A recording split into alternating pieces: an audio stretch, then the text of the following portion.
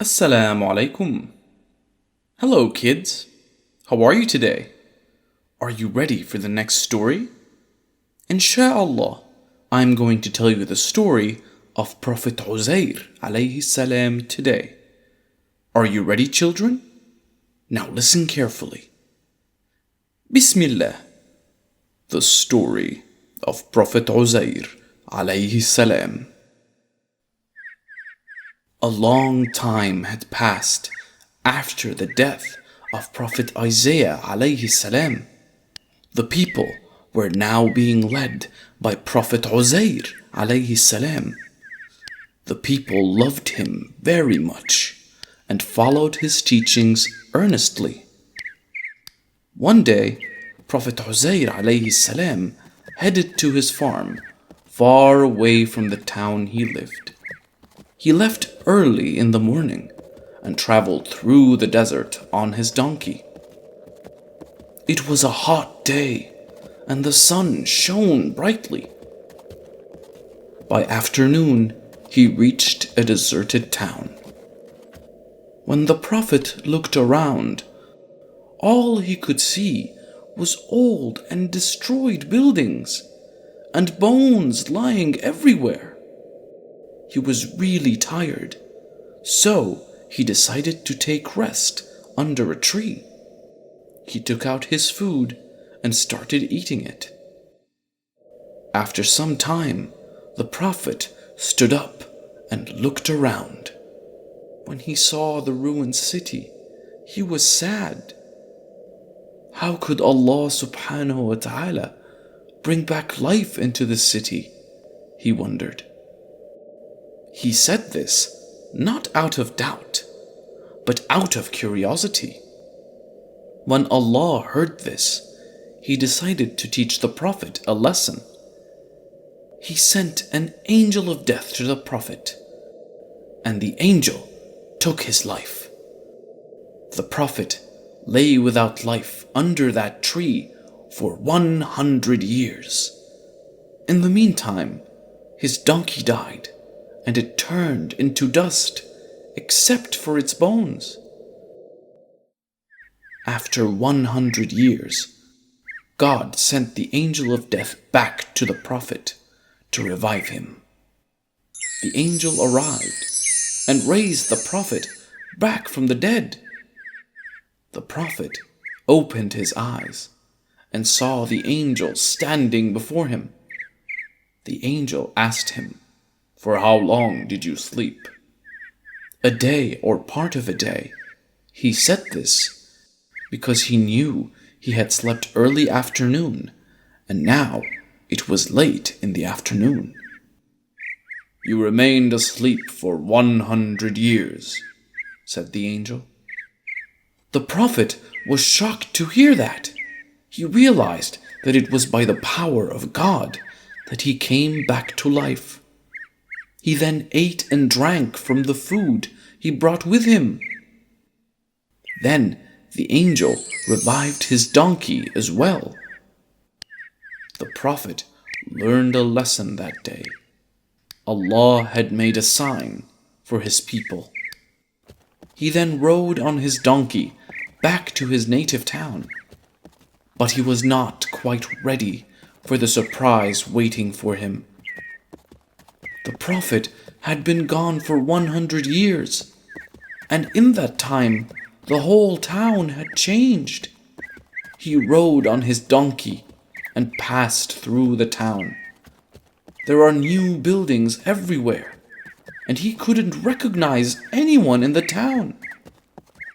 He rode toward his house, hoping someone would recognize him. When he reached his house, he couldn't recognize anyone there as well. "Who are you?" one of the women asked. "I am Uzair," he replied. "We don't know anyone by that name," the woman replied. She asked others in the house if they knew him, but they shook their heads and told him they don't know him.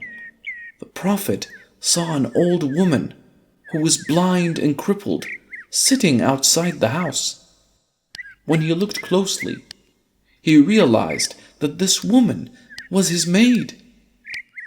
She had grown so old, and she couldn't see or walk either. "Isn't this the house of Uzair?" he asked her. "Yes, it is," she said. "But people have long forgotten about him. He was gone around 100 years ago." "I am Uzair," he told her. "Allah had taken my life, and now after 100 years, He has returned it to me."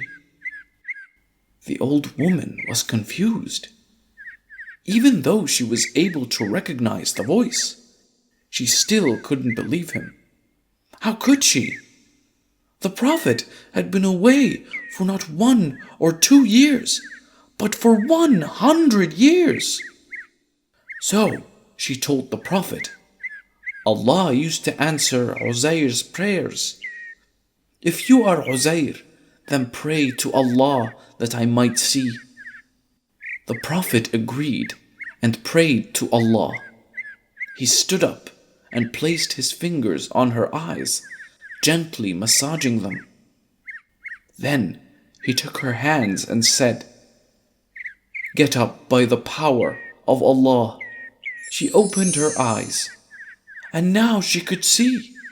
Her blindness was gone.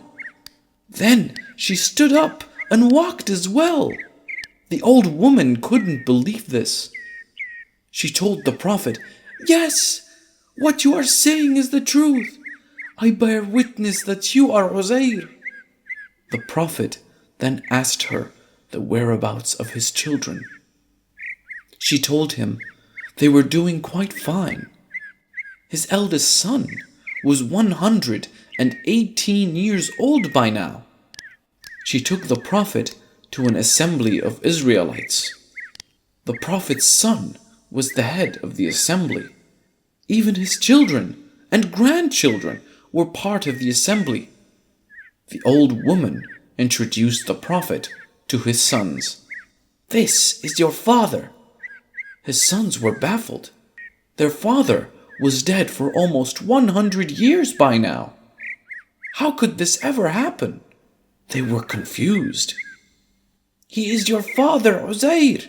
He is back," the old woman said repeatedly. "You are lying," his son said. "How can he be back after 100 years?"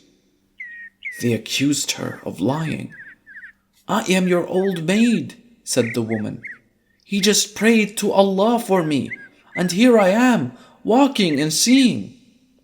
The people then stood up and approached the Prophet. "My father had a black mole between his shoulders," he told the Prophet. "We will believe you if you can show me that mark." The Prophet took off his shirt and showed them the black mole. His son couldn't believe it. He now knew that they were standing before his father. He couldn't believe his eyes. Everyone was happy. Many of the young men gathered there had never met the Prophet, but they had heard stories about his wisdom from their parents. They had another reason to be happy as well. Uzair was sitting under a tree, and the people were standing before him. While the Prophet was asleep, Nebuchadnezzar, the evil king of Babylon, had destroyed all the copies of the Torah to destroy their religion. No one remembered the Torah now. The only copy left in the world was buried somewhere only the Prophet knew. "Allah is truly great," one of his grandsons said. "Only you can tell us where the last copy of the Torah is." The Prophet led the people to the hidden place and took out the copy of the Torah. But the book had been buried for so long. Its leaves were rotted and the book itself crumpled. He sat under the shade of a tree, surrounded by the children of Israel, and copied out the Torah for them from that script.